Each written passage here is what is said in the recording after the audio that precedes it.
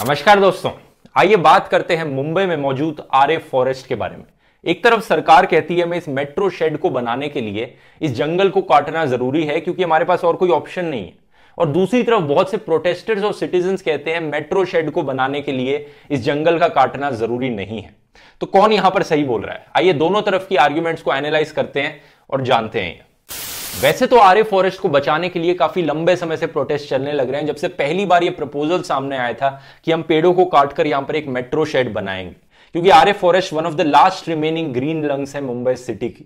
लेकिन 30 अगस्त 2019 को एक फाइनल डिसीजन इस पर लिया गया ट्री अथॉरिटी के द्वारा, जो बीएमसी के अंडर आती है। इन्होंने डिसीजन लिया कि हम यहीं पर ही मेट्रो शेड बनाएंगे और ये पेड़ तो कटेंगे ही। इनके फाइनल डिसीजन में कहा गया कि out of the 4 lakh trees जो आरे फॉरेस्ट में है, हम 2700 को काटेंगे, जिनमें से 2200 एक्चुअली में काटे जाएंगे और बाकी 400 कुछ ट्रीज को हम ट्रांसप्लांट करेंगे, और कॉम्पनसेट करने के लिए हम इसमें 3 गुना ज्यादा पेड़ कहीं और उगाएंगे। ट्री अथॉरिटी में मौजूद वो लोग जिन्होंने फाइनल डिसीजन लिया, उसमें से 4 मेंबर्स बीजेपी के थे जिन्होंने कहा हाँ ये पेड़ कटने चाहिए, 1 मेंबर एनसीपी का था जिसने कहा हाँ ये पेड़ कटने चाहिए, 3 इंडिपेंडेंट एक्सपर्ट्स थे जिन्होंने कहा हाँ ये पेड़ कटने चाहिए, और ये इंडिपेंडेंट एक्सपर्ट्स इन्वायरमेंटलिस्ट भी थे जिन्होंने पास्ट में काफी इन्वायरमेंटल एक्टिविज्म किया था। कांग्रेस के लोगों ने वॉकआउट स्टेज कर दिया, इसके रिगार्डिंग वोट नहीं किया, और शिवसेना इकलौती पार्टी थी जिसने इसके अगेंस्ट वोट किया कि ये पेड़ नहीं कटने चाहिए। अब सुनने में सब परफेक्ट लगता है, थोड़े से ही तो पेड़ काटे जा रहे हैं यहां पर, 2000 पेड़ 4 लाख पेड़ में से मेट्रो के लिए बनाया जा रहा है। देखो मेट्रो कितनी बेनिफिशियल होगी, कार्स नहीं यूज करेंगे लोग, मेट्रो यूज करेंगे तो कितना कम पोल्यूशन होगा ओवरऑल। और वैसे भी इतने सारे पेड़ तो ये ट्रांसप्लांट भी कर रहे हैं, इतने सारे पेड़ ये और उगाएंगे इतने पेड़ों को काटने की जगह, और जब इन्हें कोई और जगह मिल ही नहीं रही है तो ठीक है कर लेते हैं। अब देखो इंडिपेंडेंट इन्वायरमेंटलिस्ट भी कहने लग रहे हैं कि ये पेड़ काटने ठीक है यहां पर, मतलब मजबूरी है, काटना पड़ रहा है तो काट लेने चाहिए। तो प्रॉब्लम ही क्या है?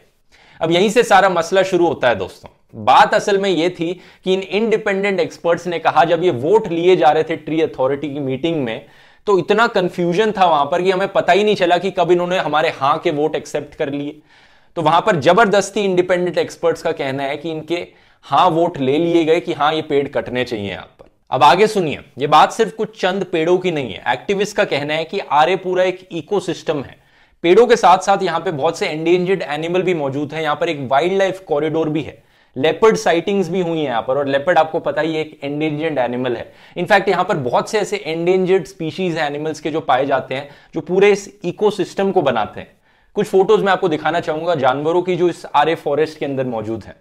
साथ ही साथ जहां पर ये मेट्रो शेड बनाया जाएगा, ये मीठी रिवर का फ्लड प्लेन भी है, और मैंने आपको आसाम फ्लड्स वाले वीडियो में बताया था कि फ्लड प्लेन्स कितने इंपॉर्टेंट होते हैं। अगर फ्लड प्लेन्स पे किसी भी तरह की कंस्ट्रक्शन की जाएगी तो उसका मतलब है कि कभी भी बारिश ज्यादा तेज होगी तो फ्लडिंग के बहुत ज्यादा चांसेस बढ़ जाते हैं, और मुंबई में तो वैसे ही फ्लडिंग इतनी ज्यादा होती है। तो अगर यहां पर कोई भी कंस्ट्रक्शन की जाएगी, कोई भी मेट्रो शेड बनाया जाएगा, तो बहुत हाई चांसेस हैं कि वो फ्लड्स हो जाएंगे वहां पर जब भी तेज बारिश आएगी। तो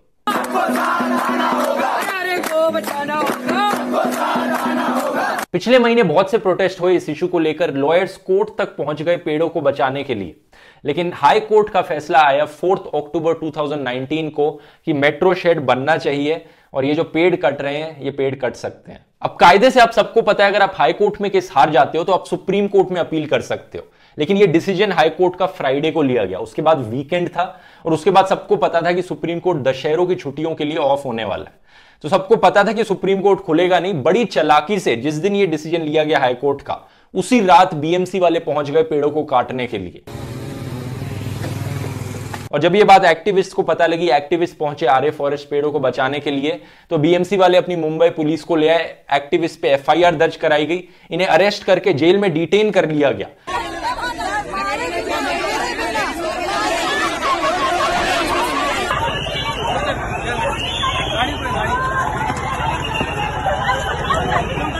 सेक्शन 144 इंपोज किया गया ताकि भीड़ इकट्ठी ना हो, और ये सब इसलिए दोस्तों क्योंकि ये सिर्फ पेड़ों को बचा रहे थे।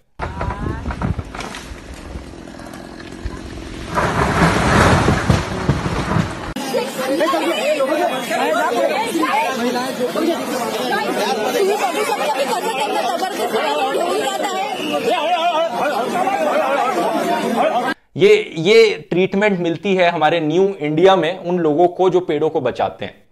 और दूसरी तरफ हमारे प्रधानमंत्री जी क्या करते हैं, लेक्चर देते हैं बेयर ग्रिल्स के साथ आके मैन वर्सेस वाइल्ड शो पे, देखो मैं कितना पेड़ों को बचाता हूं, मैं कितना बड़ा चैंपियन ऑफ द अर्थ हूं, मैं बचपन में मेरा पूरा परिवार कभी लकड़ियों को जलाया नहीं करता था क्योंकि हम इतने केयरफुल रहते थे एनवायरमेंट को बचाने के मामले में। भूखे मरेंगे, मजदूरी करेंगे, लेकिन लकड़ी नहीं बेचेंगे, हम लकड़ी नहीं काट सकते। मैंने कहा हिपोक्रेसी की भी सीमा होती है। और आरे फॉरेस्ट तो सिर्फ एक छोटा सा एग्जांपल है दोस्तों। एज अ फैक्ट मैं आपको बताऊं, पिछले 5 सालों में मोदी सरकार ने 99.82% इंडस्ट्रियल प्रोजेक्ट्स को फॉरेस्ट क्लियरेंस दी है। यानी ऑलमोस्ट हर इंडस्ट्री जिसने मांगी परमिशन कि हम क्या इस जंगल को काट सकते हैं, इन्होंने आंख बंद करके परमिशन दी है। यही नंबर कांग्रेस के टाइम पे अराउंड 80% था। यानी कांग्रेस की सरकार भी 80% प्रोजेक्ट्स को अप्रूव कर देती थी फॉरेस्ट क्लियरेंस के लिए, लेकिन अब यह नंबर 99.82 पर पहुंच चुका है। और फिर ये लोग कहते हैं नहीं नहीं हम तो पेड़ उगाने लग रहे हैं। ये नासा की स्टडी दिखाते हैं, ये देखो नासा की वेबसाइट पे लिखा है कैसे चाइना और इंडिया ग्रीनरी बढ़ा रहे हैं।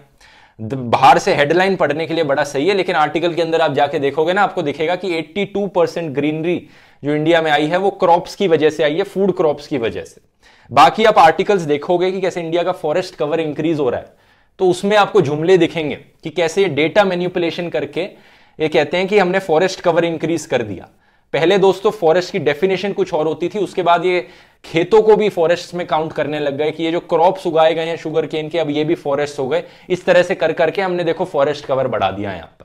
ट्विटर पर एक बीजेपी की कोई स्पोक्स पर्सन है, लिखती है कि फडणवीस सरकार ने महाराष्ट्र के अंदर अंदर सिर्फ पिछले 3 सालों में 24 करोड़ से ज्यादा पेड़ उगा दिए। मैंने नंबर देखा और सोचा भाई वाह, 24 करोड़, ये तो बहुत अच्छी बात है, इतने सारे पेड़ उगा दिए। लेकिन फिर मैंने सोचा 24 करोड़ नंबर मायने रखता है, इतने सारे पेड़ होते हैं ये तो कहीं दिखेंगे तो ये पेड़ उगाते हुए, सैटेलाइट में दिखने चाहिए इतने सारे पेड़ उगाए गए हैं। तो मैंने इनसे पूछा भाई दिखा दो जरा कहां पर ये पेड़ उगाए गए हैं, जरा हम भी जाकर देख लें। कोई जवाब नहीं इनके पास, उल्टा मुझे गालियां मिलने लग रही हैं यहां पर। फिर आगे लिखती हैं कि 82 स्क्वायर किलोमीटर ऑफ मैंग्रोव्स उगाए गए हैं पिछले 3 सालों में। 82 स्क्वायर किलोमीटर जितना बड़ा एरिया होता है दोस्तों, आपको बताऊं आरए फॉरेस्ट सिर्फ 16 स्क्वायर किलोमीटर का है। तो आरए फॉरेस्ट से 5 गुना बड़े एरिया पे इन्होंने मैंग्रोव्स उगा दिए कहते हैं।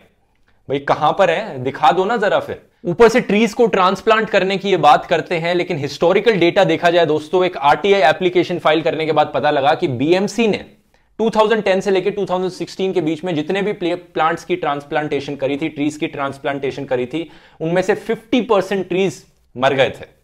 और फ्राइडे के डिसीजन के बाद दोस्तों उन्होंने अपने ऑनलाइन ट्रोल्स छोड़े जो एक्टिविस्ट पर हमला करने लगे।